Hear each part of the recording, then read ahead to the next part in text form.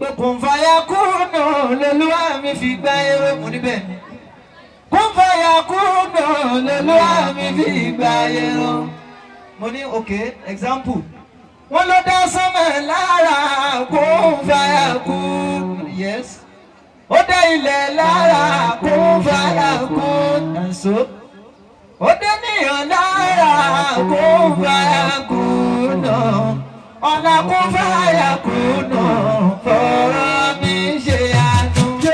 Kún fàyà kún lolúwa mi fi gbá èrò. Kún fàyà kún lolúwa mi fi gbá èrò. Ó dá sánmọ̀ lára kún fàyà kún náà.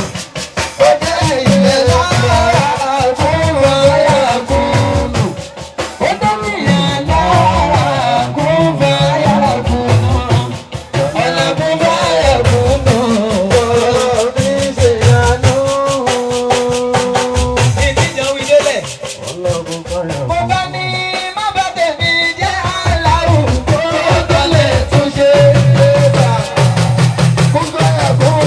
Má bá tèmi jẹ́ aláwù kó tó lè tún ṣe. Kẹ̀kún máa ṣe gún mi lẹ́sẹ̀ kó tó lè yọ o. Kí n má ta sùn sójú kan dákó sún mi síwájú. Allahu Akbar. Allahu Akbar.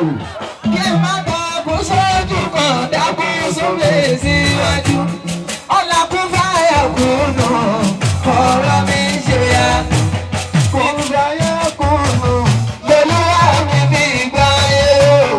Kún fàyà kún náà lolúwa mi fi gbá èrò. Ó dá sánmọ̀ lára kún fàyà kún. Ó dá ilẹ̀ lára kún fàyà kún náà. Ó dé níyàn lára kún fàyà kún náà. Ọ̀nà kún fàyà kún náà fọ̀rọ̀ mi ṣe àánú. Kẹ́mi náà tó wí yẹn délẹ̀, bàbá kún fàyà kún náà bá ń sọ pé o. Ẹ̀yin ti London fọ̀rọ̀ yìí ṣe yánú. Ẹ̀yin ti Amẹ́ríkà fọ̀rọ̀ yìí ṣe yánú.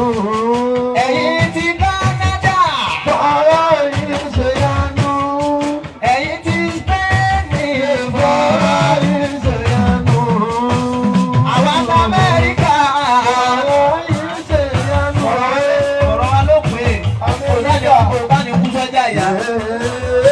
Fọ̀rọ̀ Àwa ti Amẹ́ríkà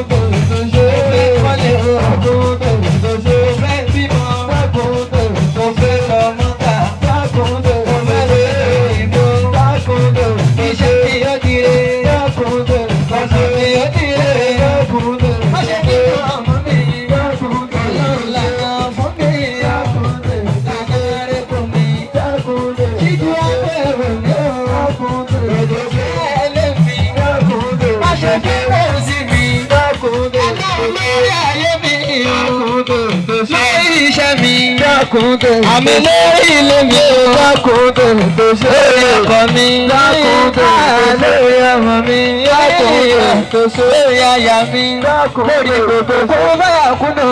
dákun tètè ṣe.